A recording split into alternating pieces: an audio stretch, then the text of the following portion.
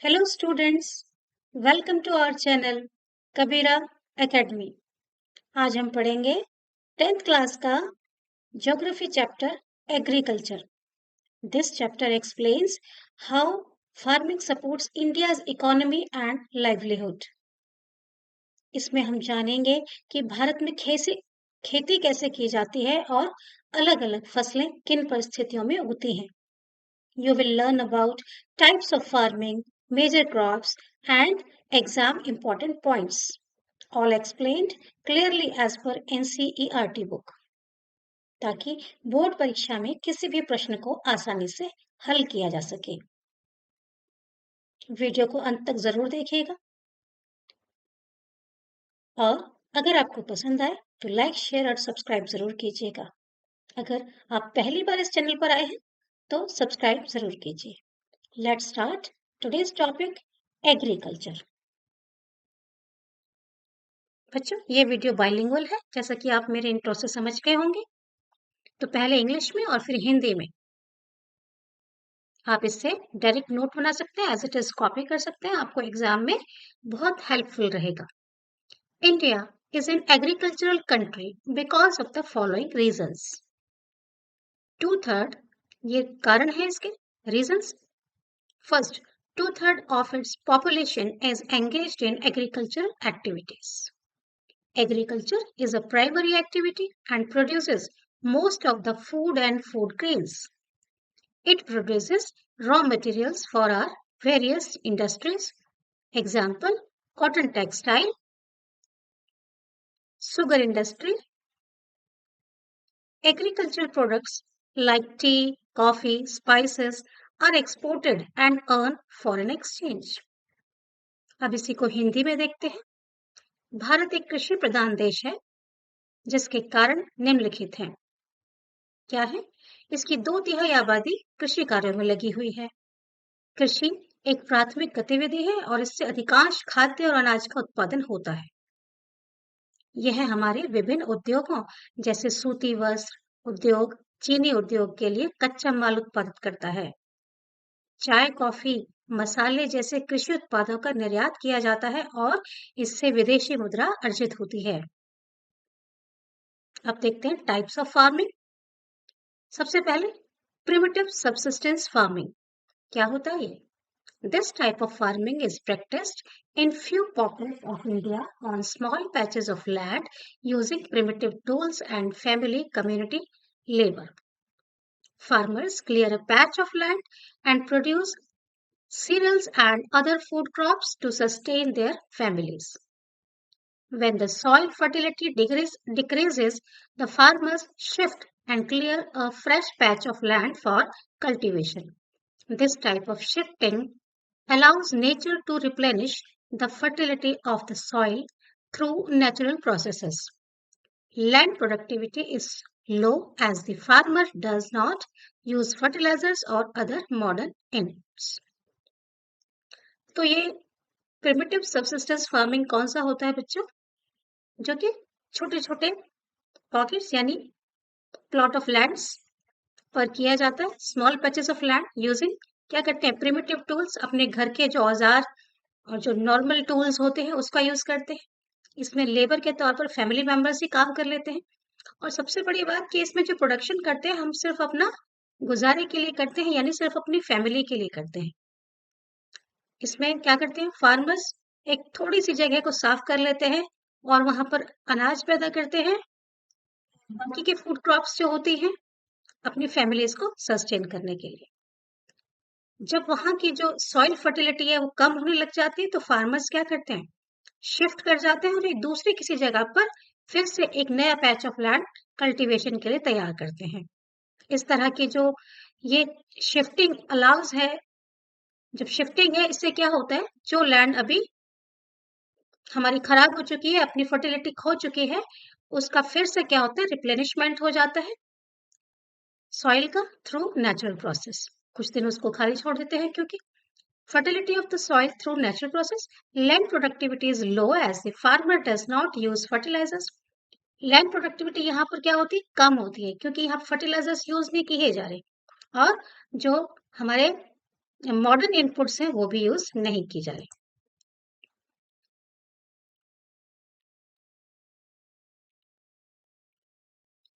ठीक है, इसी को हिंदी में देखते हैं। आदिम निर्वाह कृषि। आदिम निर्वाह मतलब अपना, इसको आप सिर्फ निर्वाह कृषि भी कह सकते हैं। Okay, just hold on. तो इस प्रकार की खेती भारत के कुछ हिस्सों में छोटे छोटे भूखंडों पर आदिम औजारों, आदिम मतलब अभी हमने बात की अपने प्रिमिटिव टूल्स के लिए, औजारों और पारिवारिक यानी सामुदायिक श्रम का उपयोग करके की जाती है। किसान एक भूखंड को साफ करके अनाज और अन्य खाद्य फसलें उगाते हैं ताकि अपने परिवार का भरण पोषण कर सके। जब मिट्टी की उर्वरता कम हो जाती है तो किसान दूसरे भूखंड पर खेती करने के लिए उसे साफ करते हैं। इस प्रकार की खेती से प्राकृतिक प्रक्रियाओं के माध्यम से मिट्टी की उर्वरता पुनः प्राप्त हो जाती है। भूमि की उत्पादकता कम होती है क्योंकि किसान उर्वरक या अन्य आधुनिक इनपुट का उपयोग नहीं करते हैं। अब देखते हैं नेक्स्ट है इंटेंसिव सबसिस्टेंस फार्मिंग। क्या होता है ये? It is practised in areas of high population pressure on land, यानी जहां पर पॉपुलेशन ज्यादा है और जो एग्रीकल्चर लैंड है वो बहुत कम है। It is labour intensive farming होती है क्योंकि यहाँ पे जो प्लॉट ऑफ लैंड है वो क्या है, लिमिटेड सोर्स है। तो यहाँ पर क्या है, ये लेबर इंटेंसिव फार्मिंग होती है, यानी यहाँ पर जो एफर्ट्स हैं वो ज्यादा होते हैं, राइट। यील्ड पर हेक्टेयर इज हाई, यहाँ पर जो प्रोडक्शन है वो ज्यादा होता है। यील्ड पर hectare is high because high doses of biochemical inputs and irrigation are use, क्योंकि क्या किया जाता है यहाँ पर, हाई डोज दिए जाते हैं किसके, biochemical inputs and irrigation are used. The size of the land holdings is small and uneconomical. Farmers take maximum output from the limited land by raising 2-3 crops in a year from the same land. That is, multiple cropping is practiced. इसी को जानते हैं सघन निर्वाह कृषि के नाम से। देखते हैं, यह उन क्षेत्रों में पाई जाती है जहां जनसंख्या का दबाव अधिक होता है। यह श्रम प्रधान कृषि है। इसमें जैव रासायनिक पदार्थों और सिंचाई का अधिक उपयोग होने के कारण प्रति हेक्टेयर उपज अधिक होती है। भूमि का आकार छोटा और आर्थिक रूप से किफायती नहीं होता। किसान सीमित भूमि से अधिकतम उपज प्राप्त करने के लिए एक ही भूमि पर वर्ष में 2-3 फसलें उगाते हैं, अर्थात बहुफसली खेती की जाती है। कमर्शियल एग्रीकल्चर नेक्स्ट हमारा है, यानी व्यावसायिक खेती। Commercial agriculture, in this crops are mainly grown for commercial purposes. It is practiced on large spaces of land on scientific and commercial lines using machines and modern technology.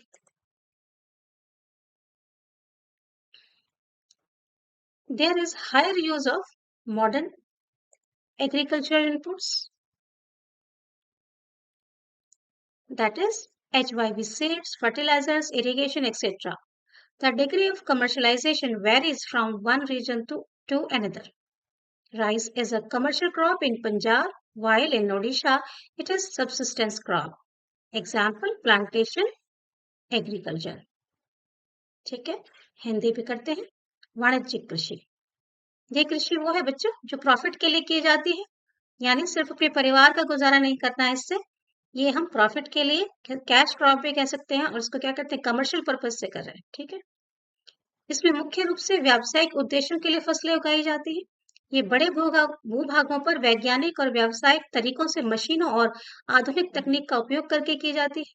इसमें आधुनिक कृषि input जैसे उच्च गुणवत्ता वाले बीज, उर्वरक, सिंचाई आदि का अधिक उपयोग होता है।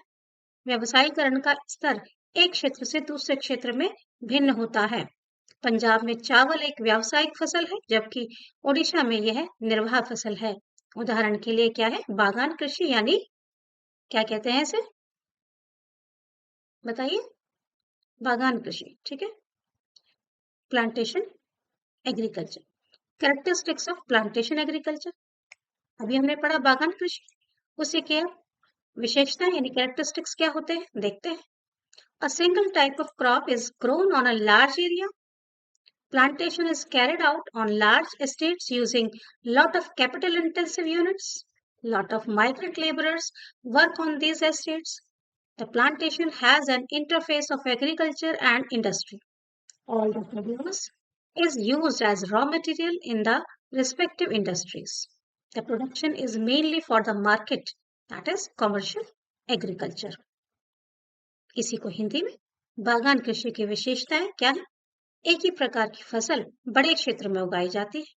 बागान बड़े बड़े फार्मों पर बड़ी संख्या में पूंजी गहन इकाइयों का उपयोग करके चलाया जाता है।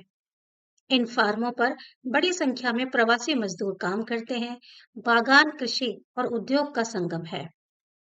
सभी उपज संबंधित उद्योगों में कच्चे माल के रूप में उपयोग की जाती है। उत्पादन मुख्य रूप से बाजार के लिए होता है, अर्थात वाणिज्यिक कृषि। अब देखते हैं rabi, kharif and zaid are the 3 cropping seasons. Rabi crops यानी विंटर क्रॉप्स कह सकते हो आप। ये इसको कब बोया जाता है? Sown in winter, that is October to December. Rabi की क्रॉप कब सो करते हैं हम? अक्टूबर टू दिसंबर में। और इसको हार्वेस्ट किया जाता है, harvested in April to June. Important crops कौन सी है रबी की? wheat, barley, mustard, peas, gram, etc. Now, kharif crops of the rainy season. Kharif crops are crops of rainy season. Sown onset of monsoon, that is June to July, and harvested in September to October. Important crops are rice, maize, millets, jowar, bajra, tur means arhar, moong, urad, cotton, jute, groundnut and soybean, right?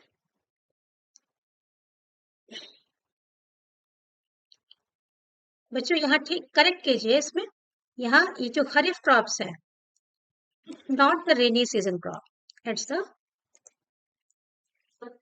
Summer season, right?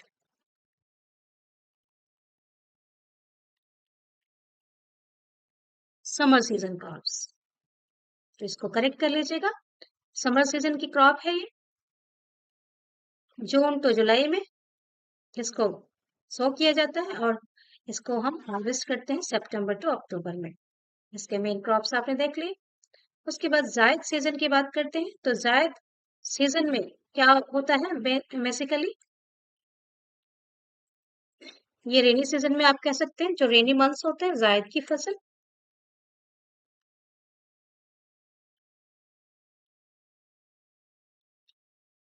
Mainly between March to April and June जुलाई।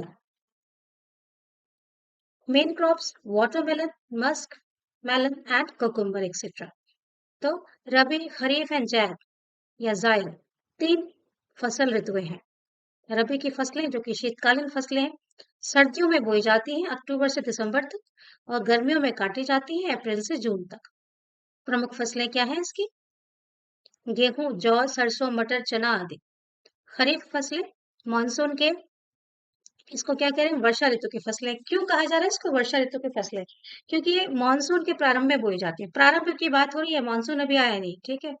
क्या है? जून जुलाई बोला, और सितंबर अक्टूबर में ये काट ली जाती है। ठीक है, वर्षा के टाइम में बोई, लेकिन काटा कब इसको? सर्दियों में। इसलिए हम इसको विंटर क्रॉप्स में भी इंक्लूड कर सकते हैं। ठीक है बच्चों, तो आप ये ना भी लिखेंगे तो चलेगा। तो खरीफ फसल, क्योंकि आपको मंथ्स दे दिया है, पीरियड दे दिया है, उतना आप याद रखिए कि इसको जून जुलाई में सो करते हैं और सितंबर अक्टूबर में इसको हार्वेस्ट कर लिया जाता है। प्रमुख फसलें क्या है इसमें? चावल, मक्का, बाजरा, ज्वार, बाजरा, अरहर, मूंग, उड़द, कपास, जूट, मूंगफली और सोयाबीन। अब जायद का भी बताया हमने, ये भी गर्मियों का ही है, लेकिन ये रेनी सीजन में भी होता है। तो मार्च अप्रैल में इसको सो करते हैं और जून जुलाई के बीच इसको हार्वेस्ट कर लेते हैं, निकाल लेते हैं। एक छोटी फसल ऋतु है ये। मुख्य फसलें कौन सी है? आपने बहुत खाया होगा, तरबूज, खरबूजा और खीरा इत्यादि। अब बात करते हैं राइस की। Rice is the most important food crop. Kharif crop है ये in India. India holds second position in rice. Important line है, क्या है? इंडिया की इसमें सेकंड पोजीशन है राइस प्रोडक्शन में, after China. Cultivation, high temperature. Cultivation कैसे होता है इसका? हाई टेम्परेचर चाहिए इसके लिए 25 degree Celsius and above, and high humidity with annual rainfall of 100 centimetre is required. Four major regions of rice cultivation are, हमारे India में 4 मेजर एरियाज कौन से हैं जहां राइस कल्टीवेशन होता है? That is plains of north India, plains of north eastern India, coastal areas and deltaic regions. Irrigated rice is produced in Punjab, Haryana, western UP and Rajasthan. तो भारत में चावल सबसे महत्वपूर्ण खाद्य फसल है. चावल का भारत में जो चीन के बाद दूसरे स्थान पर है. इसकी खेती के लिए 25 डिग्री सेल्सियस या उससे अधिक तापमान, उच्च आर्द्रता यानी हाई ह्यूमिडिटी एंड 100 सेंटीमीटर क्या चाहिए? एनुअल रेनफॉल यानी वार्षिक वर्षा चाहिए. चावल की खेती के 4 प्रमुख क्षेत्र अभी देखे हमने. उत्तरी भारत के मैदानी क्षेत्र, उत्तरी पूर्वी भारत के मैदानी क्षेत्र, तटीय क्षेत्र और डेल्टा वाले क्षेत्र, और इसके अलावा पंजाब, हरियाणा, पश्चिमी उत्तर प्रदेश और राजस्थान में सिंचित यानी इरिगेटेड चावल का उत्पादन होता है. ठीक है, आप देखते हैं wheat.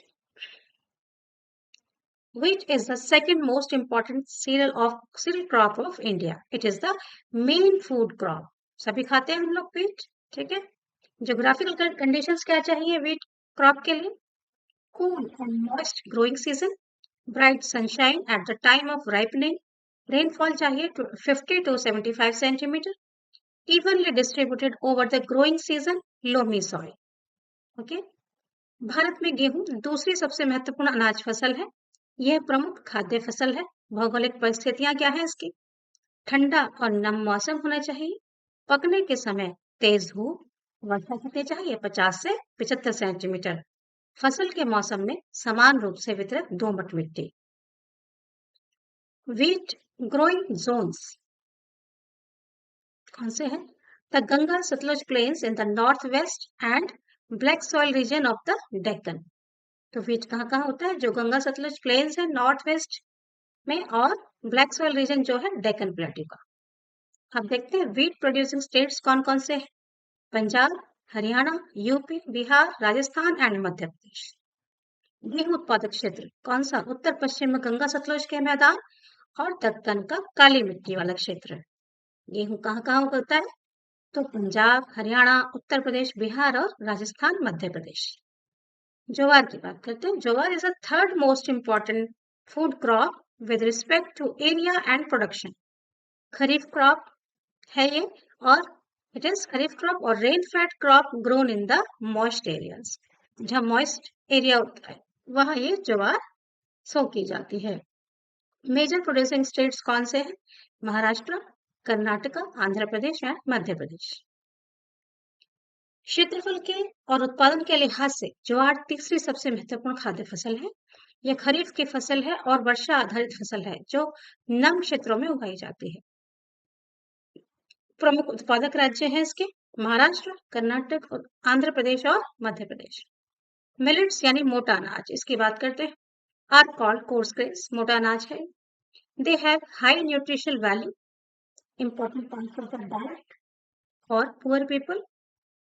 एग्जाम्पल क्या है इसके? Ragi, leading producer is Karnataka, followed by Tamil Nadu. Himachal Pradesh, Jharkhand, Uttaranchal, Sikkim etcetera are other important regions. तो रागी, ठीक है, मेन प्रोड्यूसर कौन है? कर्नाटका, उसके बाद Tamil Nadu. Jowar, Maharashtra is the leading producer of jowar, followed by the Karnataka, Andhra Pradesh and Madhya Pradesh. Bajra, it grows well on sandy soils and shallow black soils. Rajasthan is the largest producer, followed by the Uttar Pradesh, Maharashtra, Gujarat and Haryana.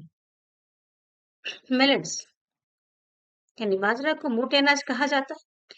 यह उच्च पोषण मूल्य वाला अनाज है और गरीब लोगों के आहार का एक महत्वपूर्ण हिस्सा है. उदाहरण देखते हैं. तो रागी, कर्नाटका इसका एक प्रमुख उत्पादक राज्य है, जिसके बाद तमिलनाडु का स्थान आता है. हिमाचल प्रदेश, झारखंड, उत्तरांचल, सिक्किम आदि अन्य महत्वपूर्ण उत्पादक क्षेत्र हैं. ज्वार, महाराष्ट्र इसका प्रमुख उत्पादक राज्य है, जिसके बाद कर्नाटक, आंध्र प्रदेश और मध्य प्रदेश का स्थान आता है। बाजरा, यह रेतीली और उथली काली मिट्टी में अच्छी तरह उगता है। राजस्थान इसका सबसे बड़ा उत्पादक राज्य है, जिसके बाद उत्तर प्रदेश, महाराष्ट्र, गुजरात और हरियाणा का स्थान आता है। अब देखते हैं मेज क्रॉप यानी मक्का। ज्योग्राफिकल कंडीशंस क्या चाहिए इसके लिए? तो मेज कैसी क्रॉप है? requires temperature between 21 degrees Celsius to 27 degrees Celsius. Important. Requires moderate rainfall between 50 to 100 centimeter. It grows well in old alluvial soils. ठीक है, जो old alluvial soil होती है उसमें ये अच्छी तरह से grow करता है.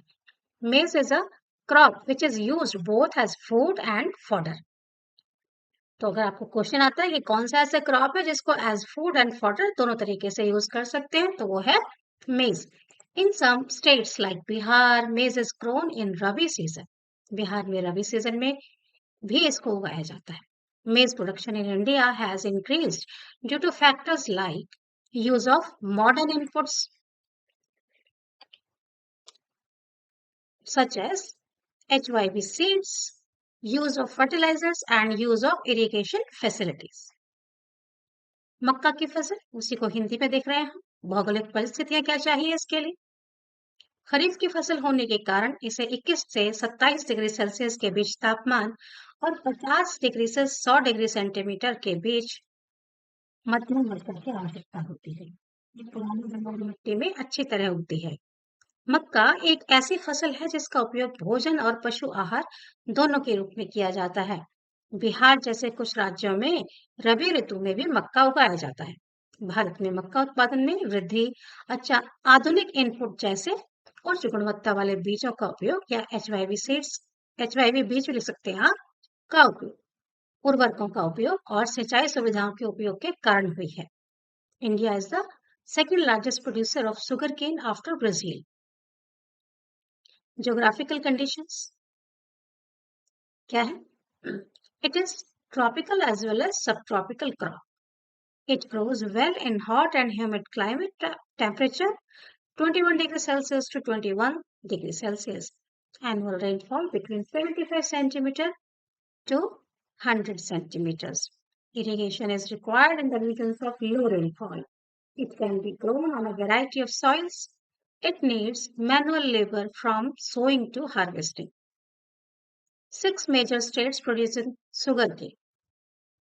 सुगरकेन की बात करते हैं.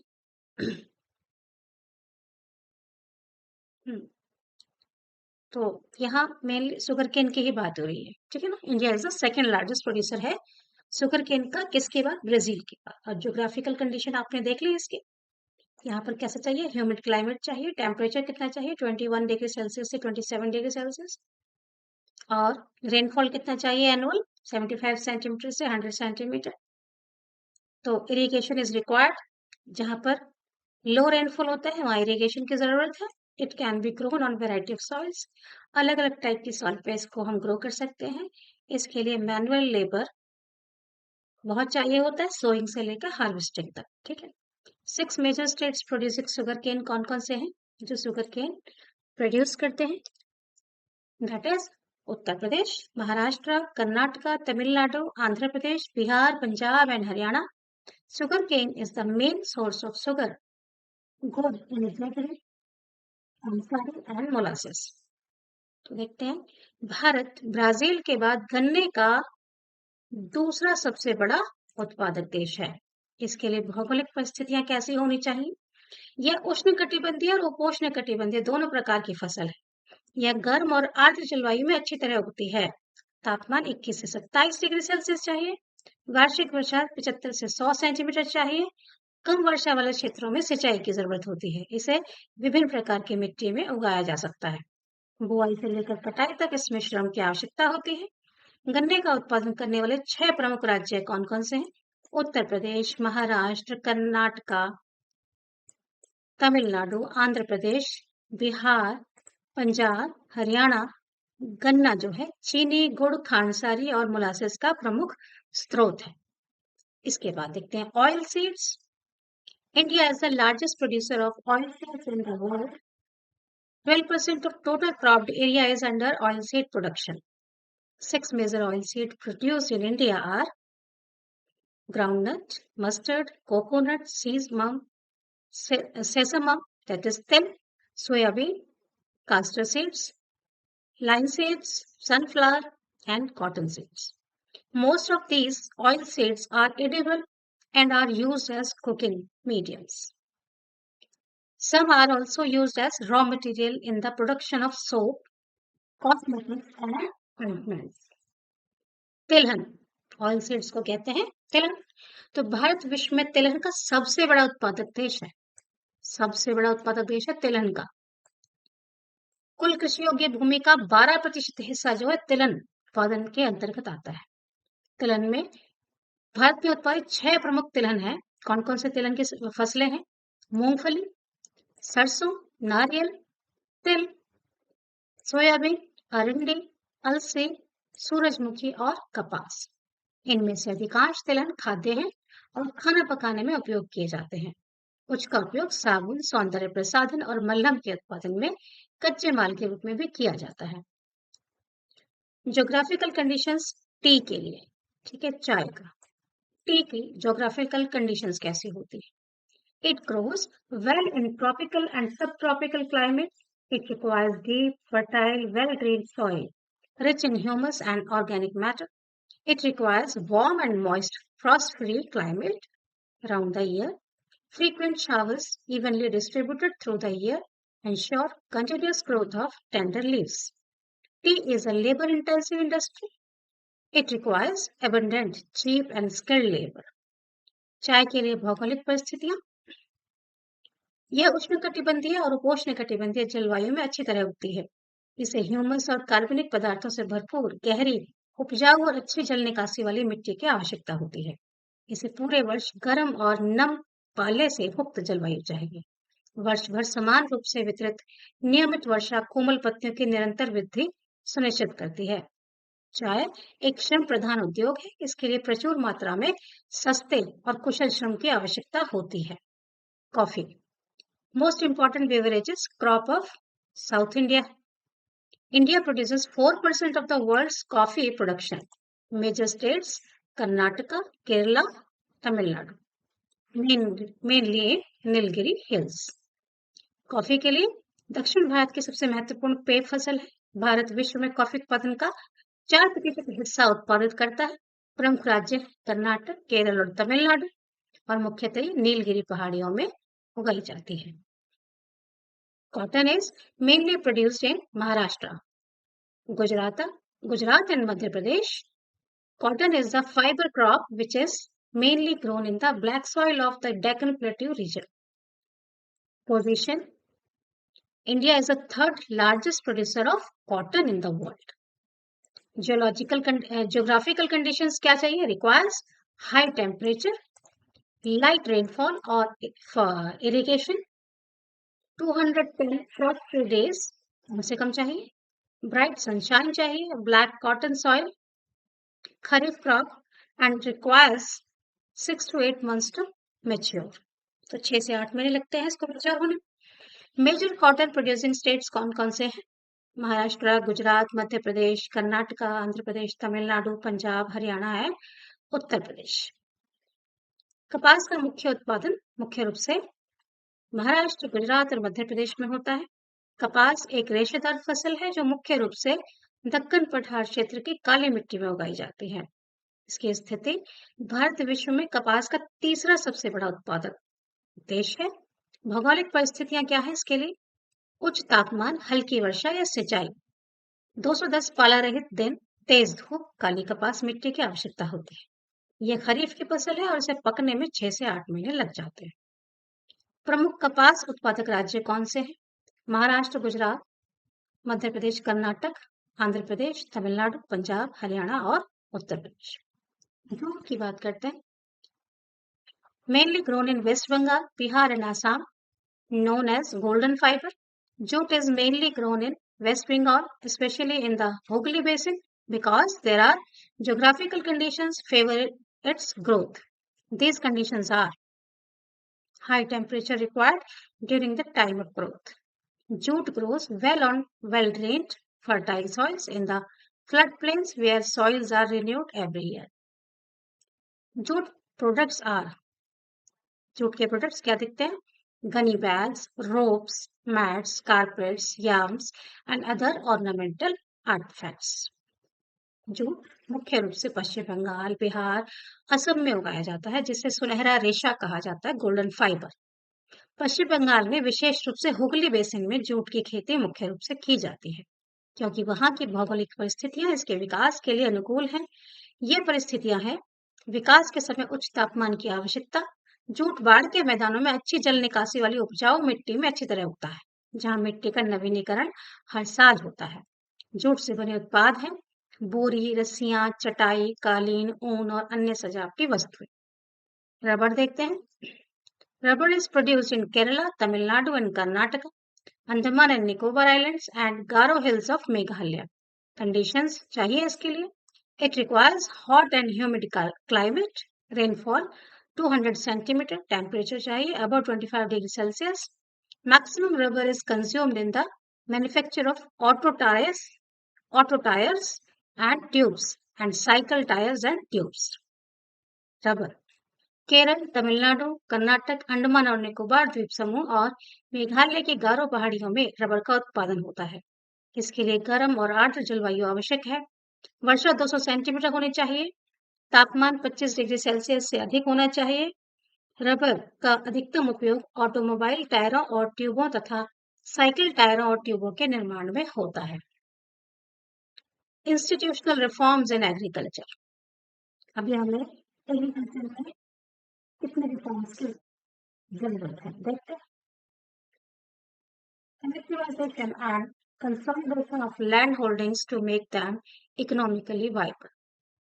The Green Revolution based on the use of package technology and the White Revolution to increase milk production. Cooperation with farmers and abolition of zamindari system. Provision of crop insurance to protect the farmers against losses caused by natural calamities, that is drought, flood, cyclone, fire and disease.